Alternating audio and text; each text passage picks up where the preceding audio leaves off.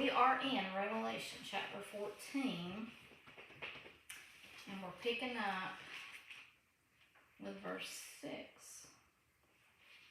This is after the 144,000 have made it to heaven. And let's read, how far do we want to go? Let's read 6 through 8. Anybody want to read that? 14, 6 through 8. I got you. Okay.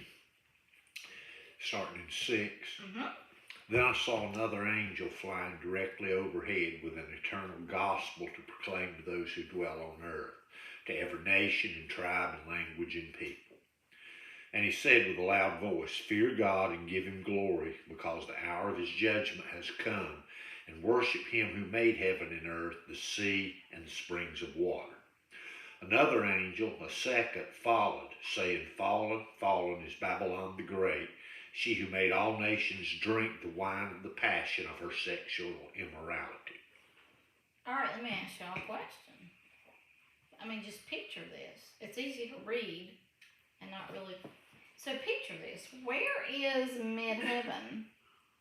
Because both these angels are proclaiming from mid-heaven. Have you ever looked into the 3 heavens in the Word? Have we even talked about this? I don't know if we have or not. I think so. Okay. So I'll have to look up the scriptures for you later, but apparently from the Word there are 3 heavens, and they're all 3 called heavens. And the first heaven is the air we breathe. It's just air, but it is called heaven. It's in Genesis.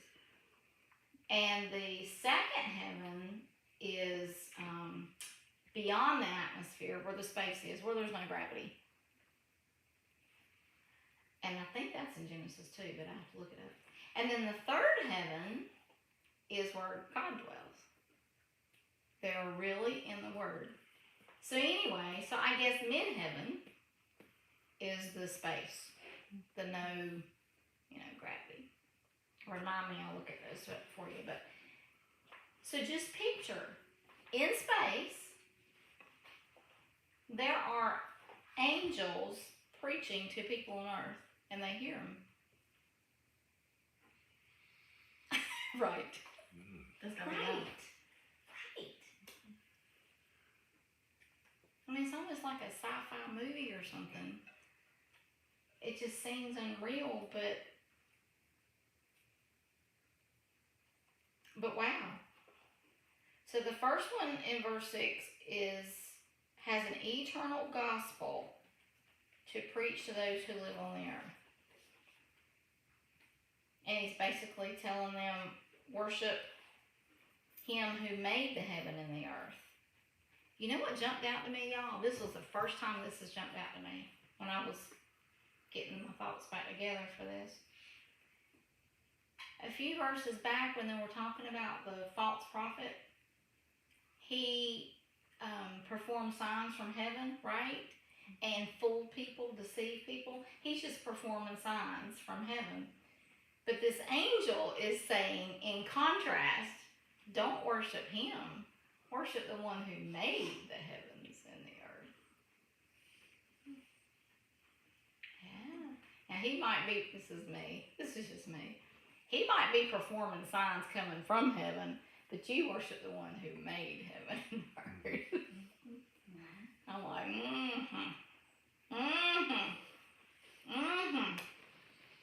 And then the second angel, and we'll see more about Babylon later and what all that means. But okay, now let's look at the third angel.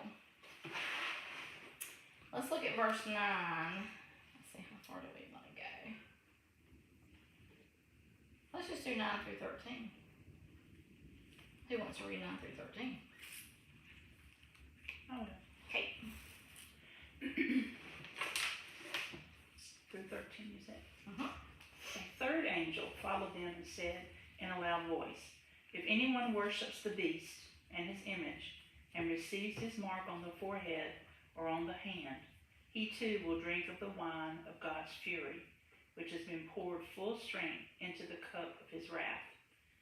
He will be tormented with burning sulfur in the presence of the holy angels and of the Lamb. And the smoke of their torment rises forever and ever. There is no rest, day or night, for those who worship the beast and his image, or for anyone who receives the mark of his name. This calls for patient endurance on the part of the saints who obey God's commandments and remain faithful to Jesus. Then I heard a voice from heaven say, "Write, blessed are the dead who die in the Lord from now on." Yes, says the Spirit, they will rest from their labor, for their deeds will follow them. Y'all, do you know what this seems to me? This seems to me to go back to that discussion we had about, hey, could people be forced? You know. And to me, after reading this again, it just sort of says, doesn't seem so to me.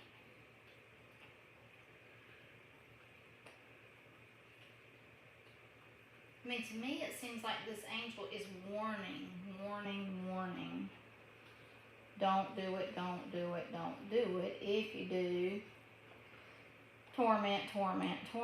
And then here is the perseverance of the saints. So the ones who are saints and love the Lord won't take the mark. And it leads me to believe can't be forced. But that's just my thought. I don't know. But it seems that way. Which sure would bring some comfort to anybody living in this time, you know, even though it would be, I imagine it would be hard not to. But yet, I don't know. But it seems that way to me, that this is part of enduring. I mean,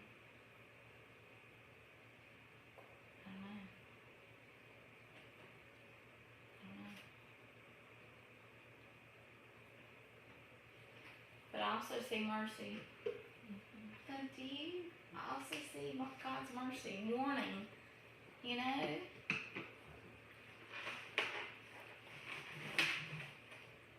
And it's not just people on the earth warning, it's angels from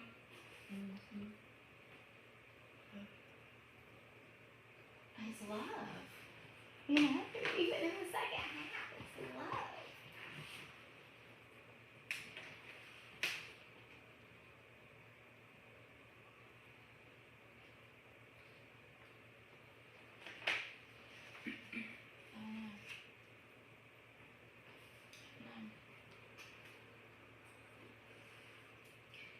I don't have the words, except I just keep seeing to the very end, God keeps trying, you know, to warn, to get his message across, to save. Every possible way he can think of to get our attention. He doesn't.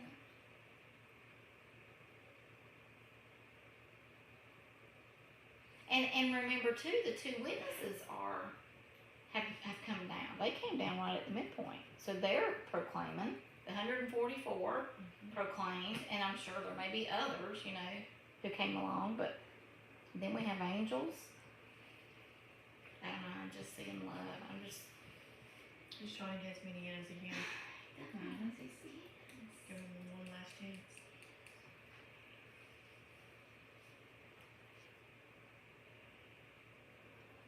You know, I don't even proclaim to know all the ins and outs, but you know, you hear people saying, how can a loving God send someone to hell? Well, God doesn't. But right.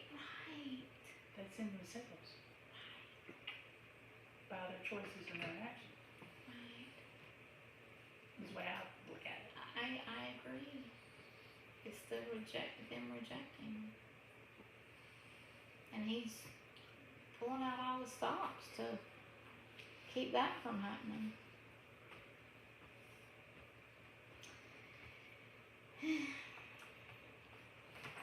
Marky, you got anything? Not really. Are you awake back there?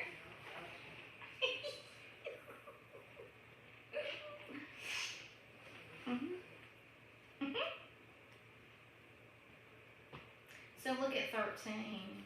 This is just a reminder of something else we've already seen, but it's popped up again.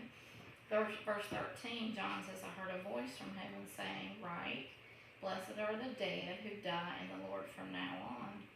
Yes, says the Spirit, so that they may rest from their labors, for their deeds follow with them.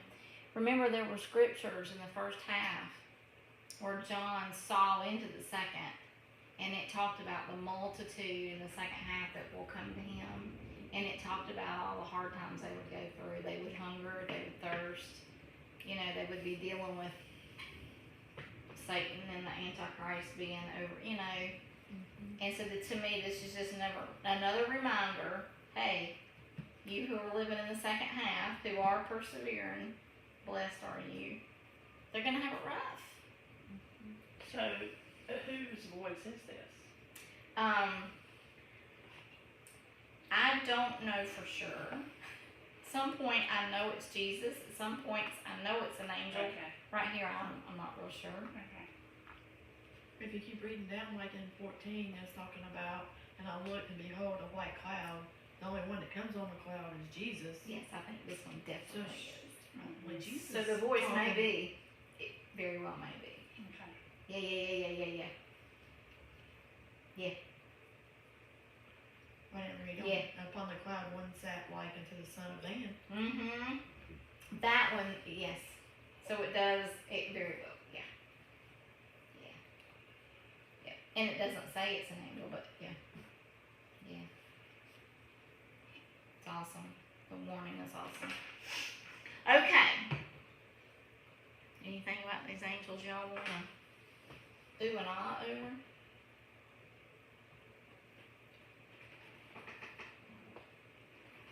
And again, these are angels that are in space. Yes. I mean, imagine. The second heaven. Right, the second heaven. Being Yeah, it's able called. to hear from there. Yes.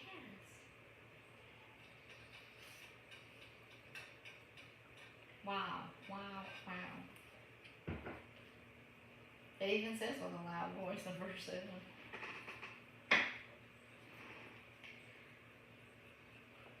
Can you imagine? And then I wonder, y'all, this is just me. I just really do begin to think practically. Then I wonder, the people on earth who are living at the time and they hear this,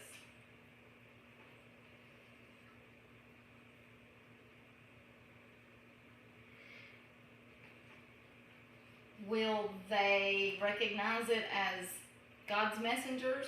Will they write it off as something else? Who knows? Will they say it's aliens? Who knows? Right. Who knows? I mean, remember on Mount Sinai, some of the people heard God's voice, some people heard thunder. But anyway, I don't know.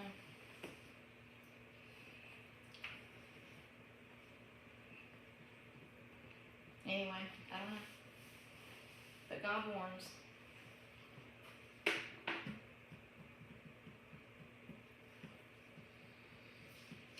And is very specific. Don't take the mark.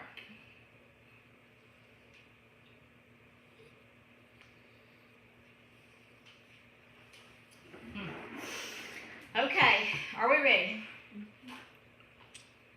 All right. The next section, Missy's talking about one coming on the cloud, like a son of man, has a sickle. And in verse 15, he's told, telling another angel, or another angel tells him, put in your sickle and reap, for the hour to reap has come, because the harvest of the earth is ripe. That's the end of verse 15. So before we read this section, I want us to go back to the Gospels and look at the parable of the harvest. Wheat and the tares about the harvest.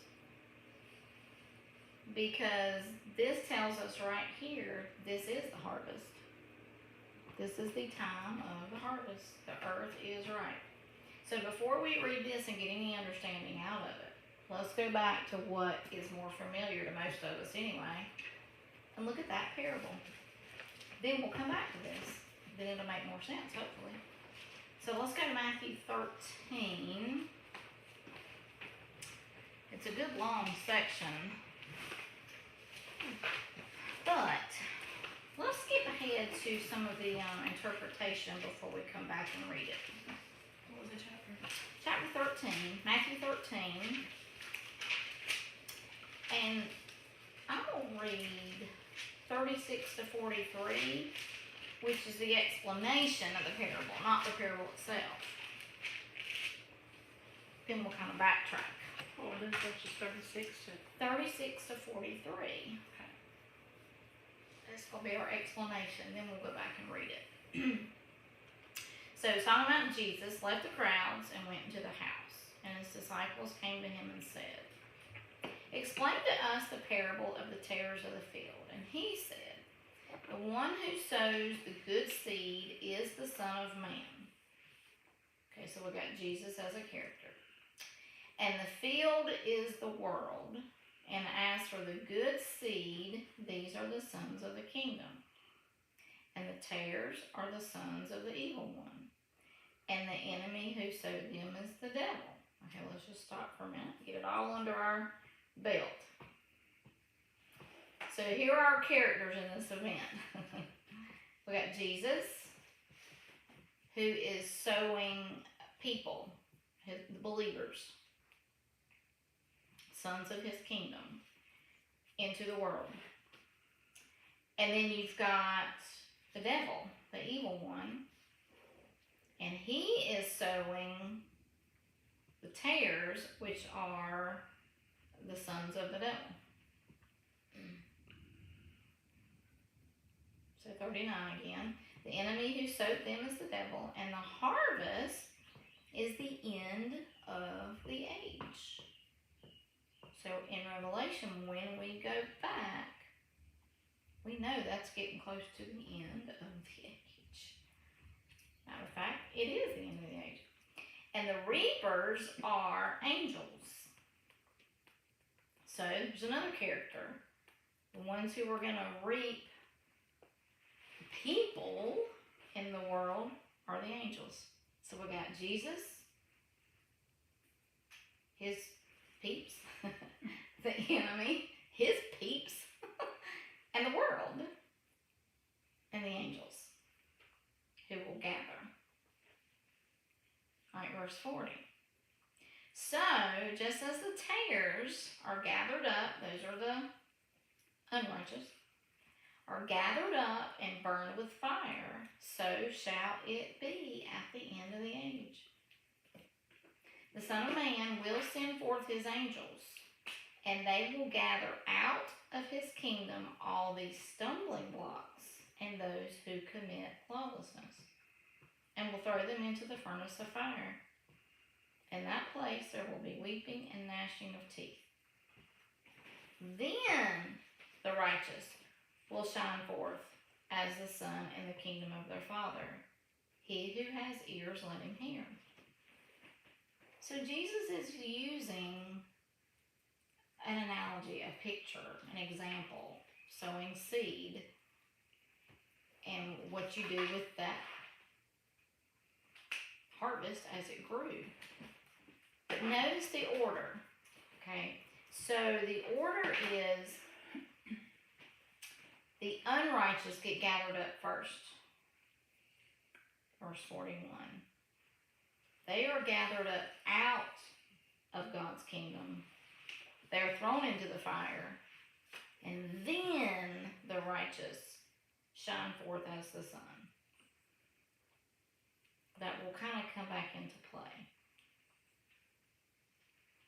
So basically at the end of the age, the unrighteous and the righteous people have all grown, whatever. It's time to call it quits. And the order is the angels gather the wicked first, bundle them up, then throw them in the fire, then you got the righteous that shine forth. That's what's going to happen at the end of the age. Okay, Now let's go back and read the parable. Make sure there wasn't anything else I wanted to.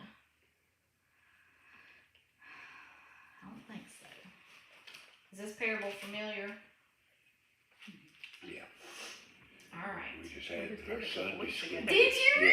Yeah. I love it. It's very familiar then. Okay, now let's go read it.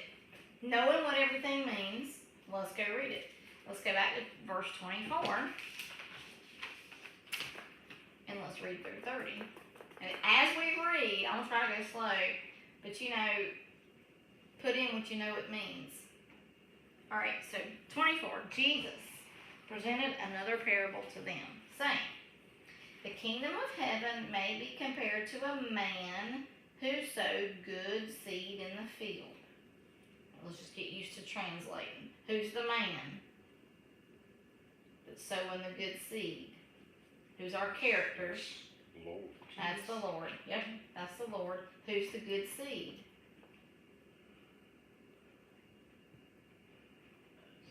Yeah, the believers, the righteous, the sons of the kingdom. Yeah. Kingdom of God people. Yeah. All right.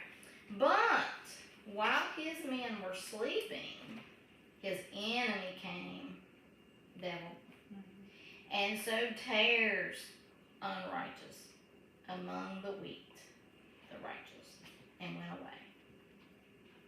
When the wheat sprouted and bore grain, then the tares became evident also.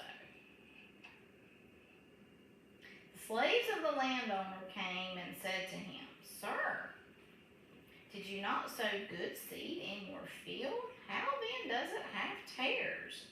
Basically asking the Lord, didn't you sow good seed? Verse 28. And he said to them, an enemy has done this, the devil. Slave said to him, do you want us then to go and gather them up?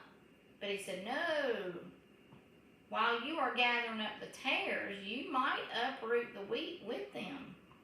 Allow both to grow together until the harvest. And in the time of the harvest, I will say to the reapers, first gather up the tares, and bind them in bundles and burn them up, but gather the wheat into my barn.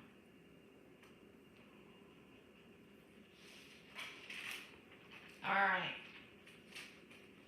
Basically, you've got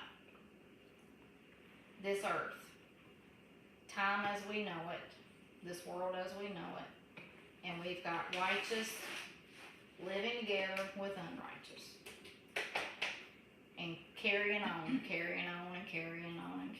until the end of the age. At the end of the age, according to verse, where's it at? Let me find it. Verse 26. When the wheat sprouted and bore grain, then the tares became evident also. So it's not until it all matures and we get to the harvest that they become known. Oh, these are wheat, those are tares. Farm girl, do you know that there really is a way to tell the difference? Did you know that? Yeah.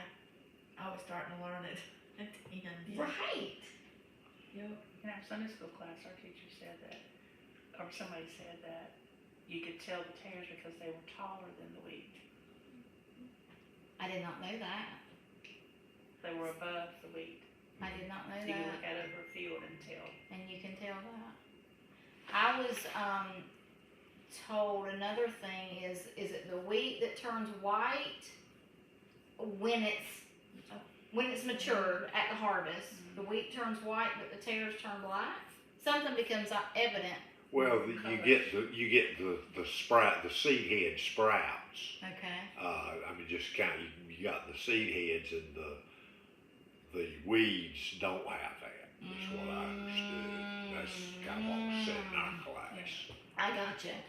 And you don't really know that until it's the time. Okay. It's got to come out. Yeah. Becomes visible. Becomes known. Yeah. Alright, so at the end of the age, when the harvest is ready, then it just becomes known. Alright. So, our time in Revelation, we are at this harvest time. And it is being known. So guess what's getting ready to happen? We don't even have to turn to Revelation. We can tell by this parable what's getting ready to happen in Revelation is the angels are going to do what? Gather up. That's right. The angels are going to gather. Who are they going to gather first? Chairs. That's right. That's right. That's Believers. right. That's right. It's what's getting ready to happen. All right. So let's go read it. Let's go read it in Revelation.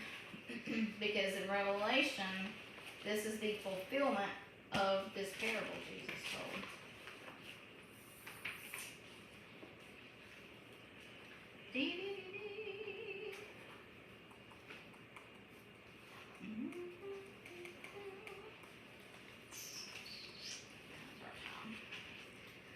Okay.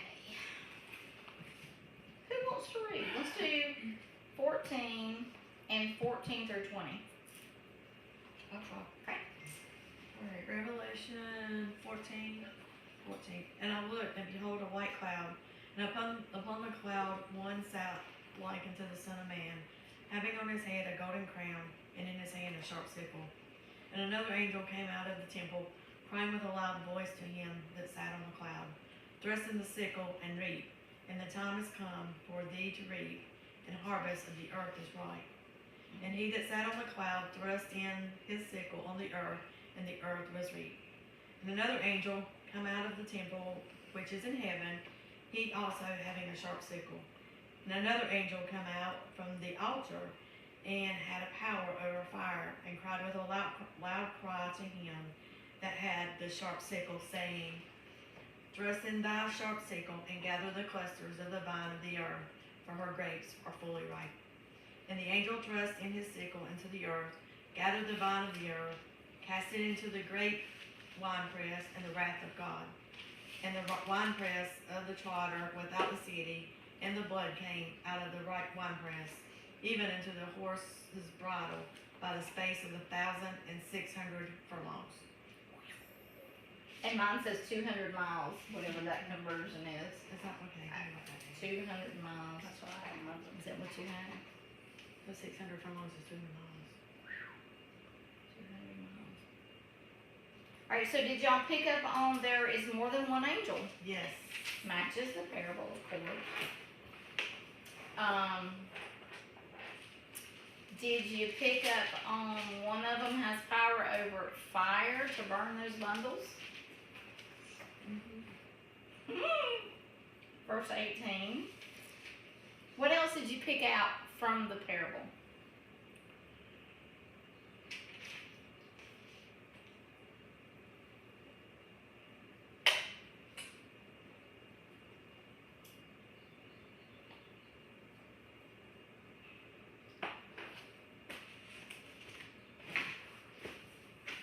I know this might be a small thing, but verse 18, toward the end, it says, Put in your sharp sickle and gather the clusters from the vine.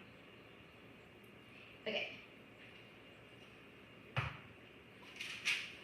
I know this is a small thing, but, you know, in the parable, it says to bundle up the tares together to be burned in the fire. So I saw it as a two-part thing.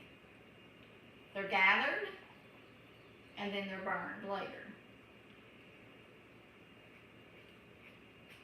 And I saw the two parts in here.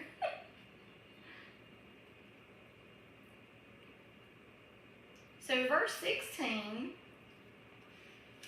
we have an angel who swung the sickle over the earth, and the earth was reaped.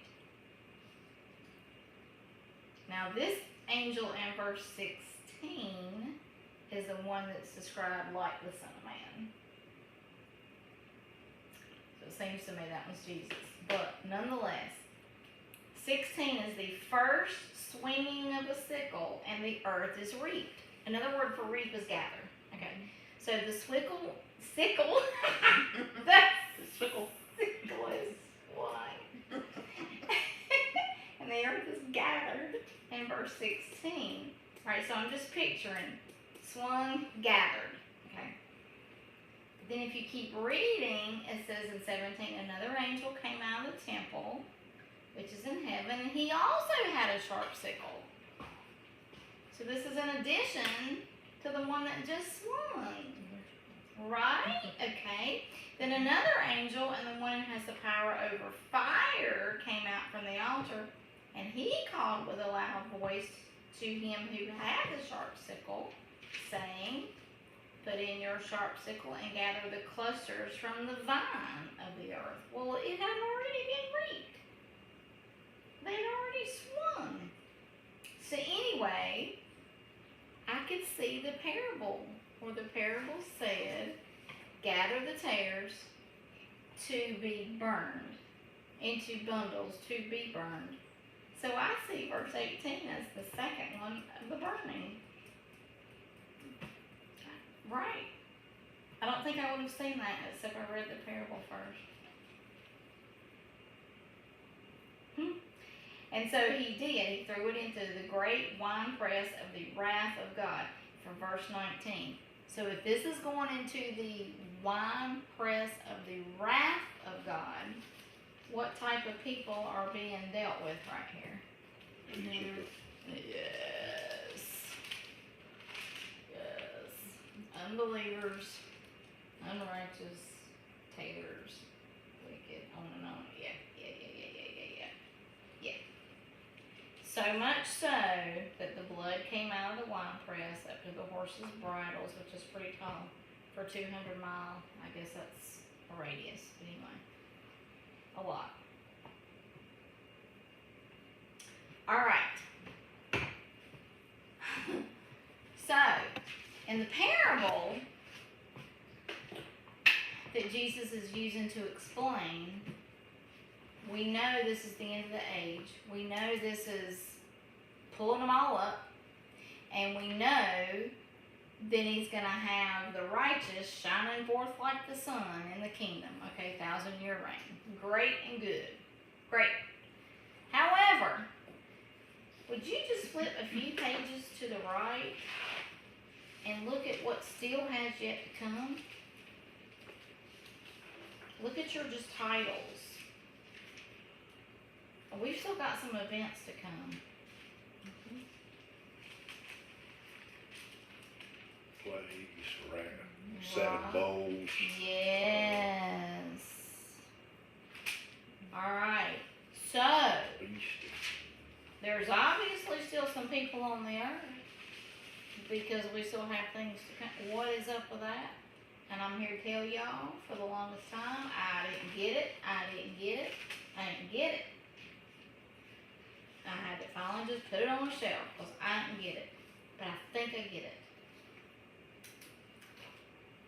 I think, now I'm not going to say, thus saith the Lord.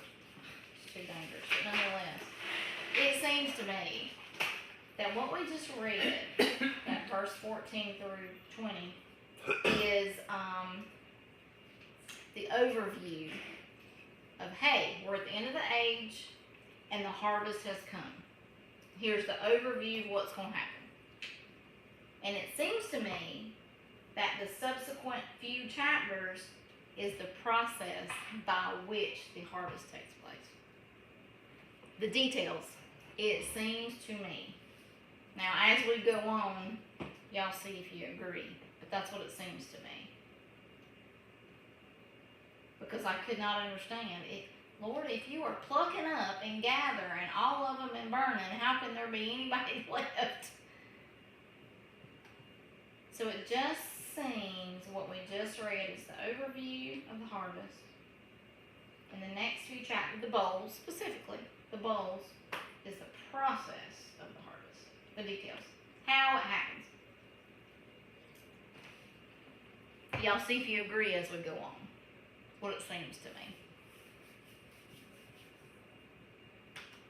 All right.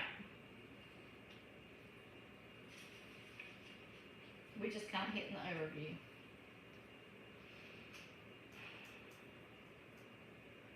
Marky, are you still with us?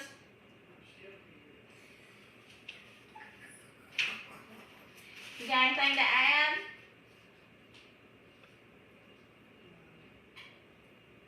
Are you feeling okay?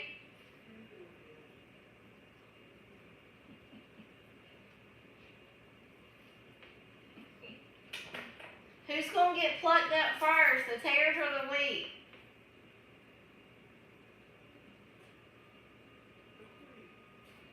My baby. See, I'm messing. I'm just kidding. All right, let's keep on trucking. All right, so we're at the end of the age. The harvest is here. The angels are going to pluck up the tares. And then we're going to have the wheat left to shine in the 1,000-year reign. Now let's look at, we think, the process of the plucking up. I think the bowls are the process. Are we ready? Mm-hmm. Let's read chapter.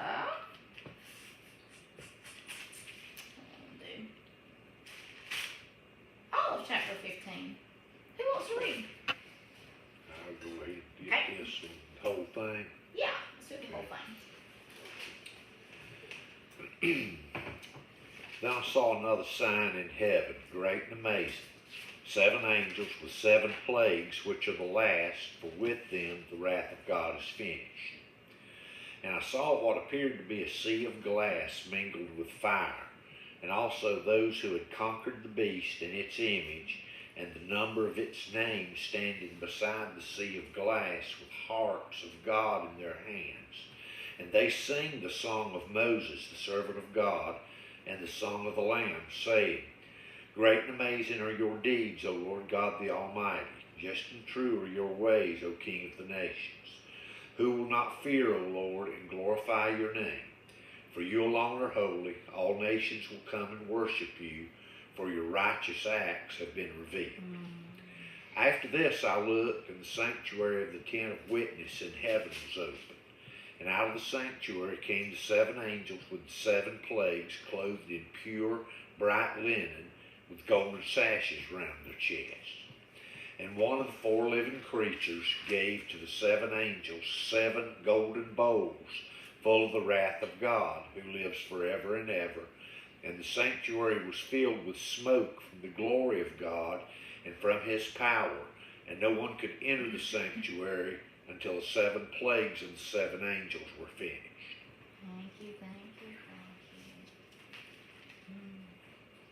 That's a lot in those 8 verses. Man, oh man. I know. Man, oh man. How deep do we go, right? How deep do we go?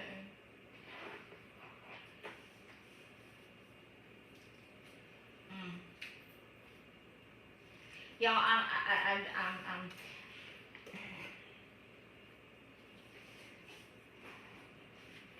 to me, when I slow down and think about it, and don't just read it, just like words on a page, this is the end where God sets everything right. He pours out his wrath like nobody's business. And the end of verse 1 says, because in these last plagues, the wrath of God is finished.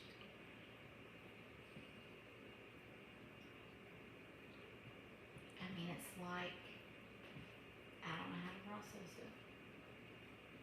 We know in the church age he's been holding back, right? Because he doesn't want anyone to perish. He's been holding back. He's just in giving it.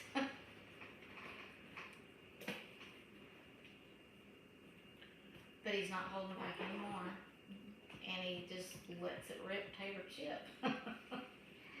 And he's just in doing it. So where's the sea of glass at? Heaven or earth? I don't know, but I would think it would be. It is. Later in Revelation, it'll describe. Yep, it's in heaven. So evidently, verse 2, we are to the point that there's been people who did not take the mark, and they've made it to heaven. Yeah. So again, end of the age, right? Harvest. End of the age.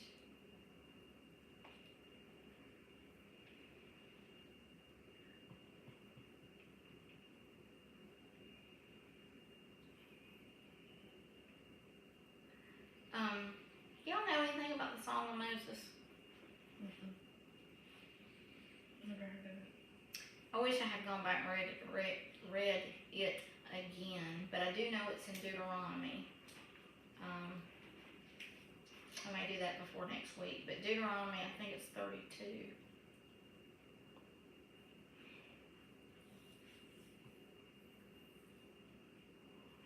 What I remember of it is, he is basically proclaiming and saying, Lord, I'm paraphrasing, there's coming a day that you are going to judge everything. And you are going to set it all right. This is my paraphrase. And you are righteous and just in doing so. It's a good read. And so it's interesting now that we get to the time that God is bringing the wrath and the judgment and setting things right, and that the Song of Moses is mentioned, because the Song of Moses was singing about this time. And the Song of the Lamb. And the Song of the Lamb. That's what it says, yeah. Is that what yours says? Where are you at? Verse 3. Oh, yeah, exactly. Yes. Yeah. And so see, look at the end of verse 4. For your righteous acts have been revealed. Because it's happening now. It's happening. The fulfillment. I know I say this probably every week, y'all. Are y'all not just, I don't have the words. I think it is awesome to read at the end and to realize he said it back here. That just thrills me. Yeah, when I've been in Revelation studies at church before, we've not referred back Me neither, the one I did so earlier. much. Yeah. So that's I good. love it. I mean, That's why what we're doing is helping me to connect. yeah, that's a good word. Yeah, because he hasn't changed. He's been saying the same thing.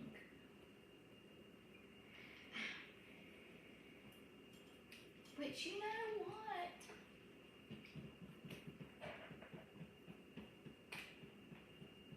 Let's go back and read it together. What do y'all say? Read what? The Song of Moses? Yeah. What do you say? Don't tell me. Right, so Yeah. Let's refresh our minds all together. I mean, Moses was way back when, right? And he's singing about the time that God set it all right. Okay. I think it's 32. Let's look. I think it's Deuteronomy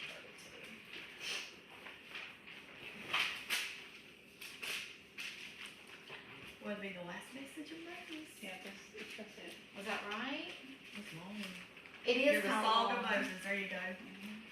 There we go. Okay, all right, hang on. We're going to have to back up just to put it in. Hold on. We got to put it in context. I love that. I love getting my handle on understanding. Let's see.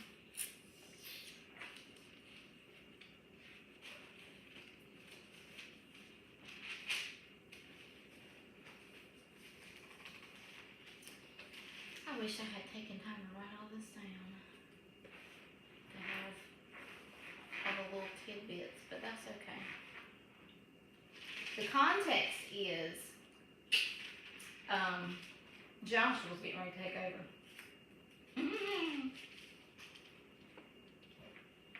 So they obviously have not come into the promised land just yet, right? Getting ready to. Let's read, I'm going to start reading in verse 23, just to give us context. And when I get tired of reading, I just might stop and let somebody else read. Is that good? And we'll finish the whole song of it. What you think? Are you in 30? You want to be 32? Yeah, I'm thinking we'll back up. Do I want to?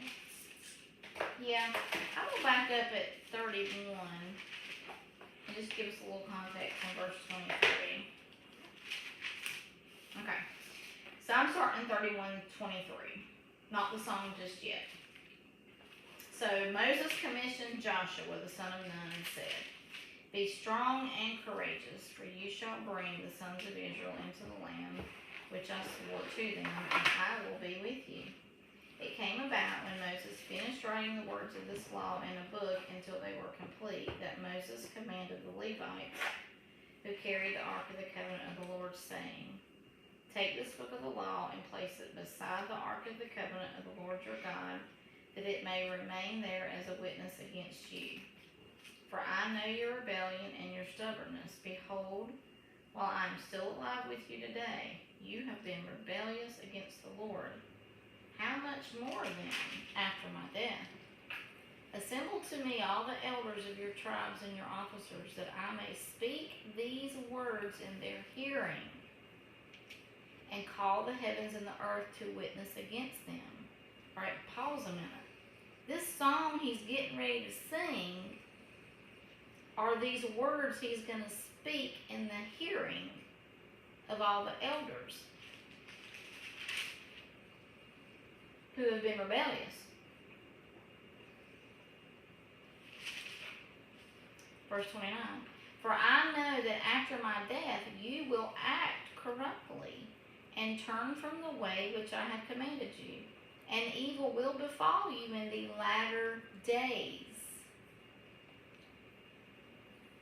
For you will do that which is evil in the sight of the Lord, provoking him to anger with the work of your hands."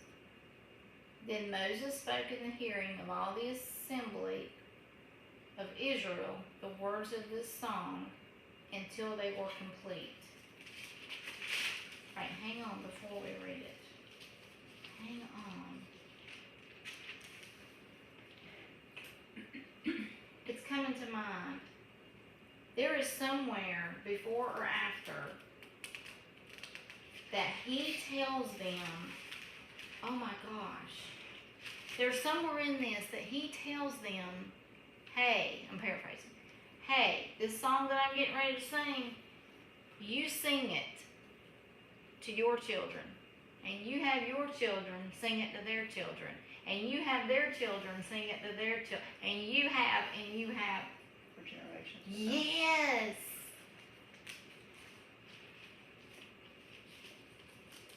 Yes. And I think, I'm just going off of memory now, I wish I had looked it up. I think God tells him to tell him that. Here it is. It's in it's right after it, in Okay. verse 46. He said to him, "Take to heart all the words by which I am warning you today, that you may command them to your children, that they may be careful to do all the words of the law." Yes. Yes. So this song gets passed on and passed on and passed on and passed on. And it's no wonder, because he has talked about evil befalling them in the latter days. Yeah. That puts a light on it, doesn't it? And the written word wasn't written yet at this point, right? Well, no, I guess some of it was, because he wrote the first 5 books. Yeah, but anyway. Okay. Are we ready to read the song? This is important. Okay, I'll start. 32:1. Here's the message of the song. Give ear, O heavens, and let me speak, and let the earth hear the words of my mouth. Let my teaching drop as the rain, my speech distill as the dew, as the droplets on the fresh grass and the showers on the earth. For I proclaim the name of the Lord. Ascribe greatness to our God, the rock. His work is perfect, for all his ways are just, a God of faithfulness and without injustice. Righteous and upright is he.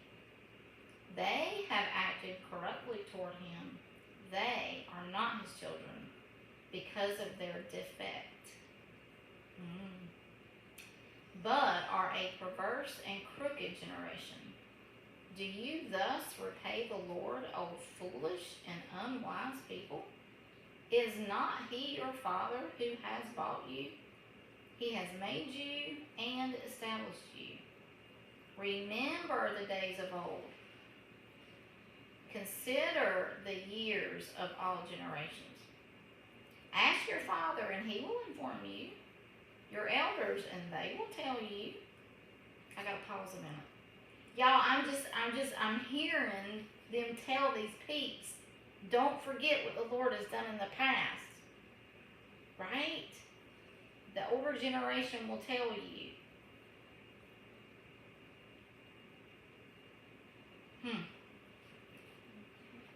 Verse 8. When the Most High gave the nations their inheritance, when he separated the sons of man, he set the boundaries of the peoples, according to the number of the sons of Israel. For the Lord's portion is his people. Jacob is the allotment of his inheritance. He found him in a desert land, and in the howling waste a wilderness. He encircled him, he cared for him. He guarded him as the pupil of his eye, like an eagle that stirs up its nest, that hovers over its young. He spread his wings and caught them.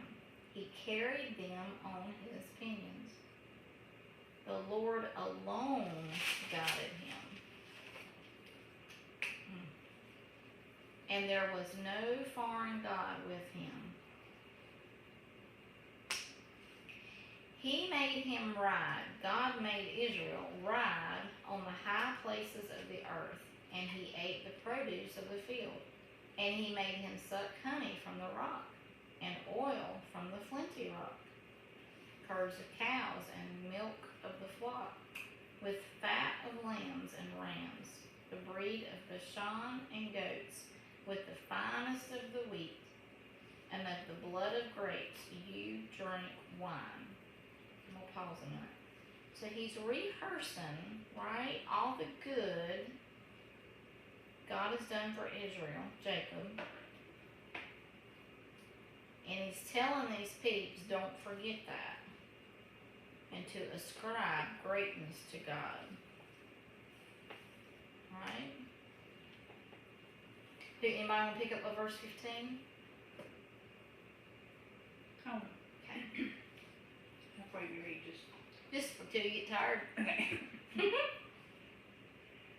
Jeshurun grew fat and kicked, filled with food. He became heavy and sleek. He abandoned the God who made him and rejected the rock, his Savior. They made him jealous with their foreign gods and angered him with their detestable idols.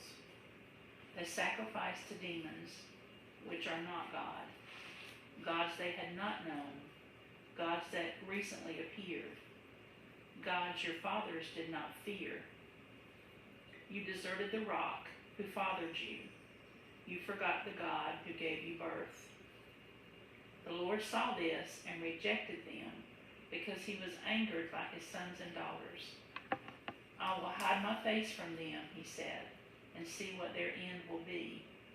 For they are a perverse generation, children who are unfaithful. They made me jealous by what is no God, and angered me with their worthless idols. I will make them envious by those who are not a people. I will make them angry by a nation that has no understanding. For a fire has been kindled by my wrath, one that burns to the realm of death below. It will devour the earth and its harvests, and set afire the foundations of the mountains. I will heap calamities upon them, and spin my arrows against them. I will send wasting famine against them, consuming pestilence and deadly plague. Sounds bad. Yeah. I will send against them the fangs of wild beasts, the venom of vipers that glide in the dust. In the street, the sword will make them childless. In their homes, terror will reign. Young men and young women will perish, infants and gray-haired men. I said I would scatter them and blot out their memory from mankind. But I dreaded the taunt of the enemy, lest the adversary misunderstood and say, our hand has triumphed, the Lord has not done all this.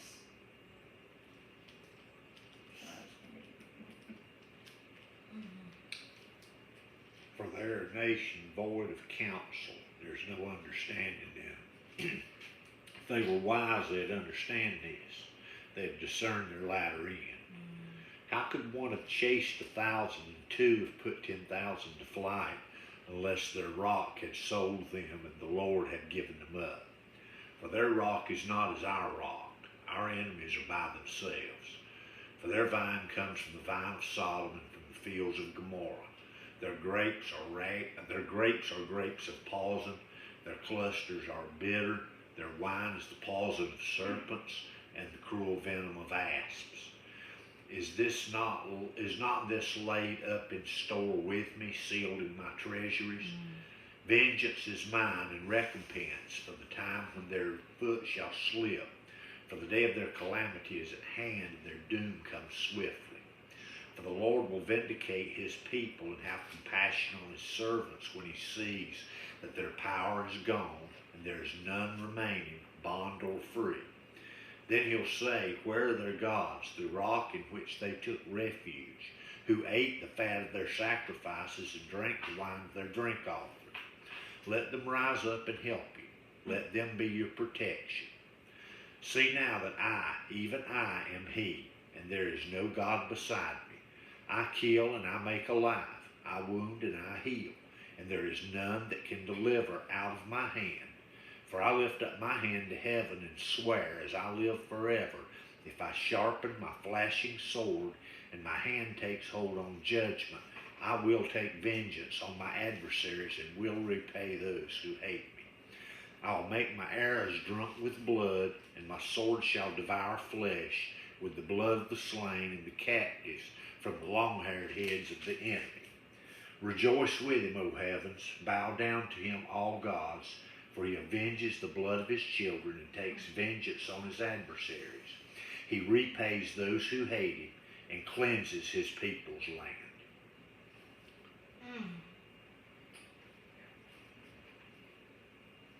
Y'all, let's pause a minute and I'll let you, because that's the end of the song, right? Yeah. How do you know? I looked at the next one. It says, then Moses came and spoke, blah, blah, blah, blah, blah. So, okay, that's the end of the song. Okay, good. Yeah. I had forgotten some of that. Wow. What's y'all's, what you got? What you processing? He had good memory to memorize all that.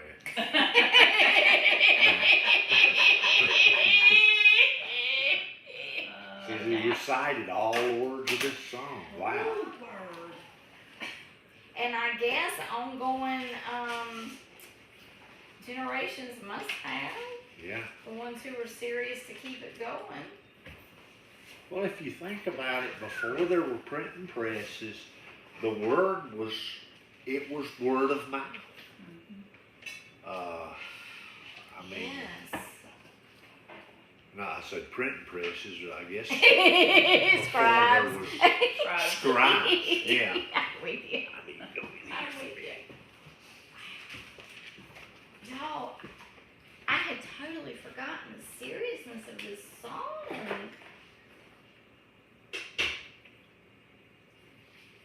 I mean, maybe my perspective is just the end, but I totally see God says, vengeance is mine, but I will vindicate my people. I mean, to me, God is really warning.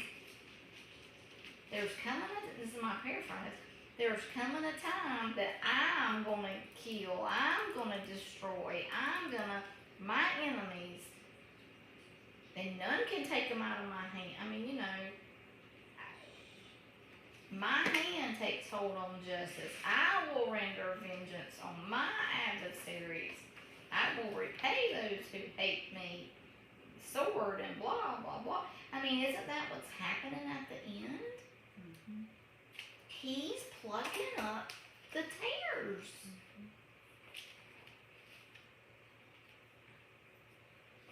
And the fact that Revelation brings this up at this time, it's the fulfillment of this song. The harvest is the fulfillment of this song. I mean,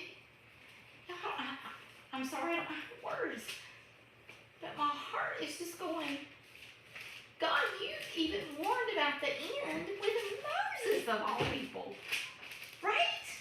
Yep, didn't work it out. I didn't. Me either. That's a mighty iron boat. We're chasing that squirrel. Don't they know it's been raining? That's. I'd be more worried about the lightning being out there. Y'all, I don't know, y'all. Just forgive me for being simple-minded, but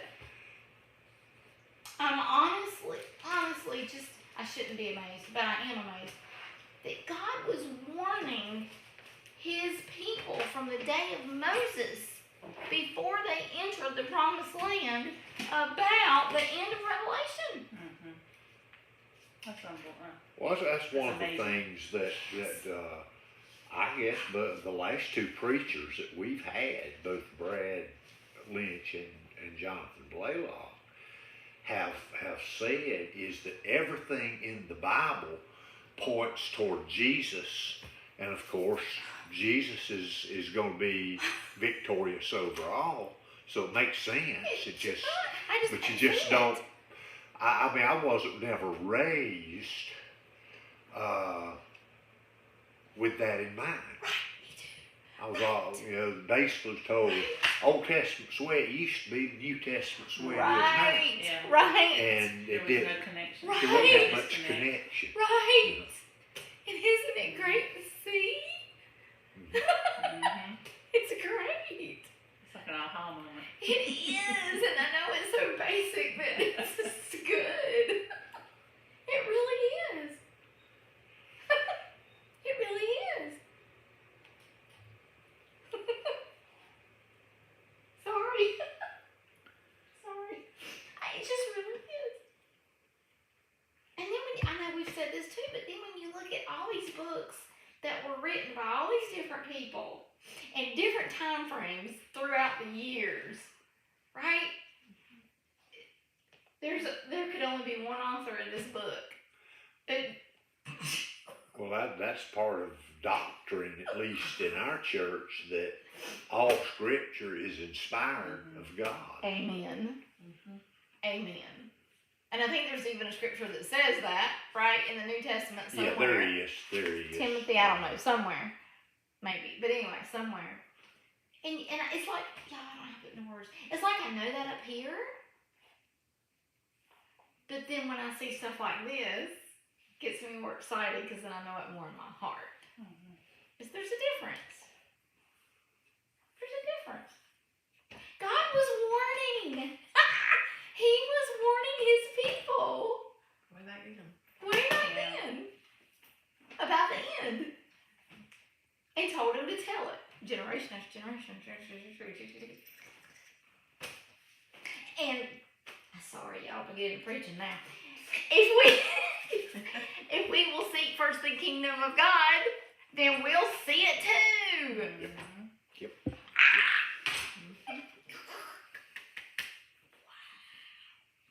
That's awesome. That's awesome.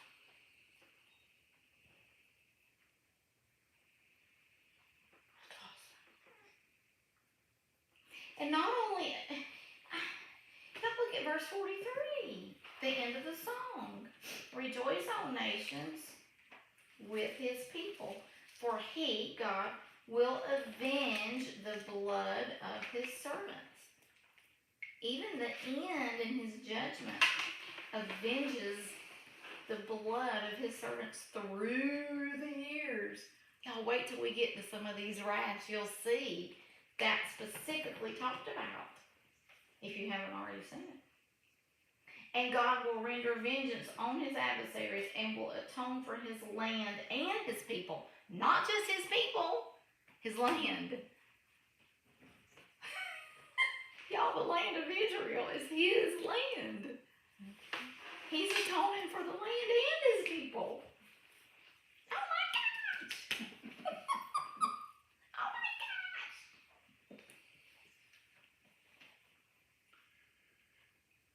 I'm just processing. Ay, ay, ay. Okay, let's go back to Revelation. You got anything else in there? I know there's so much, I know.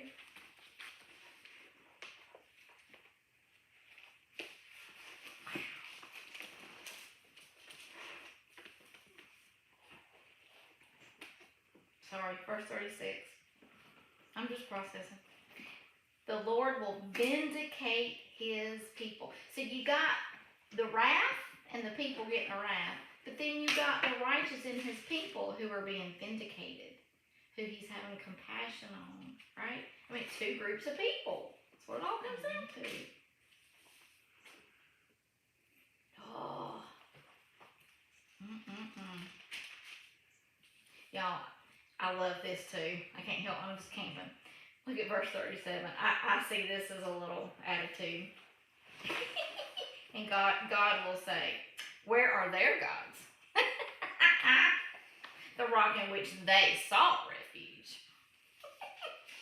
Who ate the fat of their sacrifices and drank the wine of their drink offering. Let them rise up and help you. Let their false gods rise up and help them. Let's see how that works out for you. I just the attitude. Let them be your hiding place. We know how that's going to go, right? Ooh-wee. Y'all, he's got reason to be angry, doesn't he? Okay. Anything else before we go back to Revelation? Put it in context. Or what? Is it 8 o'clock? A few minutes too. 3:10. Okay. So let's go back to Revelation real quick. Are you awake back there, Marky?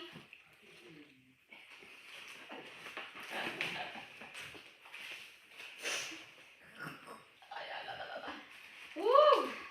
Y'all, I'm glad we did that. I am so glad we did that. Okay, let's go back now and read, I don't know. Let's just read chapter 15 again and end it there. What you say? Okay.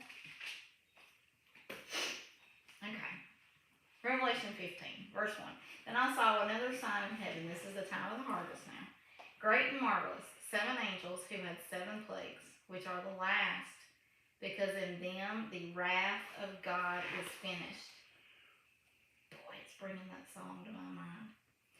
And I saw something like a sea of glass mixed with fire, and those who had been victorious over the beast in his image, and the number of his name, standing on the sea of glass, holding harps of God. And they sang the song of Moses. They sang what we just read.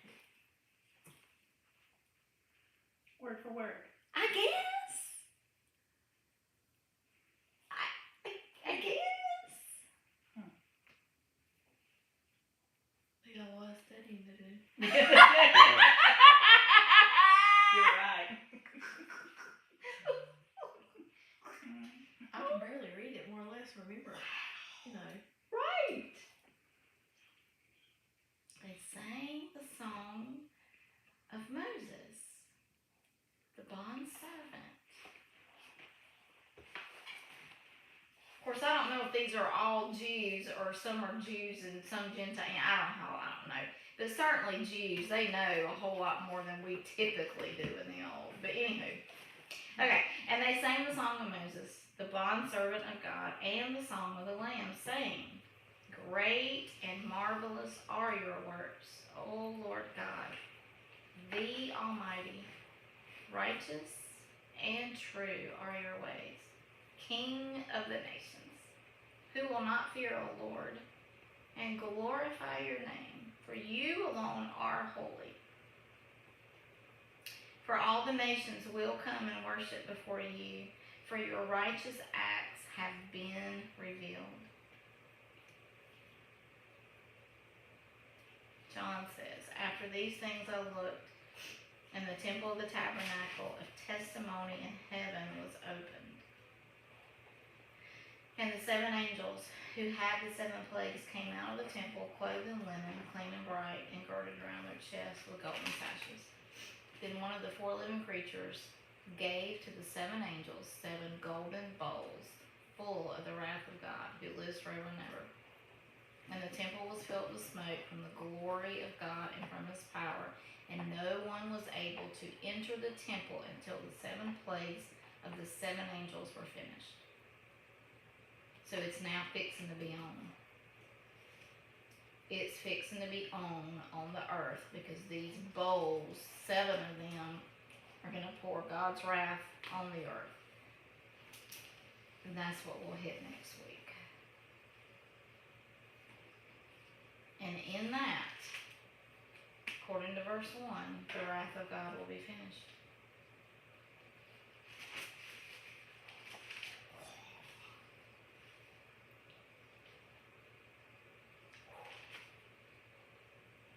And this seems to be the process of the harvest, which is the end of the age. So this has to be, what we're fixing to read, has to be at the end of the 7 years, right? I mean, we have to be, I don't know how many days, but at the very end of the 7 years. It talks about the 7 plagues here. 7 angels with 7 plagues and 7 bowls of God's wrath. But I don't see anything in here about the plagues themselves. Are the plagues what's contained in the bowls? Yes, and Okay. yes, that's what it Right. seems to me. Okay. Yeah, the effects of what, yeah, exactly. Exactly. Yep. And each bowl is poured out onto a different thing. For example, one is on the earth, one's on the sea, one's on rivers. Gotcha. So, So yeah. at this point, has he already got the ones that did not take the mark of the beast? They're not here. Or before he pours out these 7. I will say, it seems all the ones that didn't take the mark of the beast are in heaven. Well, a lot of them. There's been some conversion since then. Yes. Even during these 7 bowls, there will be some conversions. Yes. Which is wild. Okay. Or already were and they remain faithful. Whatever. At the end of these 7, there are still some righteous. Okay. But do they get the wrath? No. He'll protect them if they're here. Wait. Let me back up. Yeah, I see what you're saying now. Yeah. Mm-hmm. Because he's going to be pouring this out on Uh-huh. the seas and everybody. I'm going to say I don't know, because I'm too scared to say one way or another. I don't know. It seems to me that I don't know. they're in him. I don't know either. I don't. I know in the first half, because in the first half, it's the church who are in Jesus, and Jesus took wrath. The second half, I don't quite know. Okay. I don't think so. But yet, it talks about the multitude in heaven who are worshiping God, who were hungry and were thirsty. And some of the hunger and thirst is because there's no gardening anymore. Grass is burnt up. There's no drinking water anymore because there's blood in the rivers. So I don't know. Or if you go into the next chapter, verse number 2, it's saying that he's pouring this out over the ones that did. That had the mark. Am I saying it backwards? Yes. That particular one, that is Yes. true. That particular one makes it very clear. It's just the ones on the mark. Yes. But for example, this is question mark. For example, look at this, let's just say look at the third one, verse 4. I don't know the answer. The third angel poured out of his bowl into the rivers and the springs of water, and they became blood. So if all the rivers and all the springs of water become blood, what can you not do? You can't drink water. So does that affect the righteous and the unrighteous? I don't know. Does God, I don't know. Because it says some of them were thirsty. You can't buy or sell or trade if you don't have the mark. So maybe he does miraculously provide. But some of them are thirsty. So I don't know. I don't know how to reconcile all of that, I'll be honest. I don't know. I'd be scared to say. Yeah, I don't know.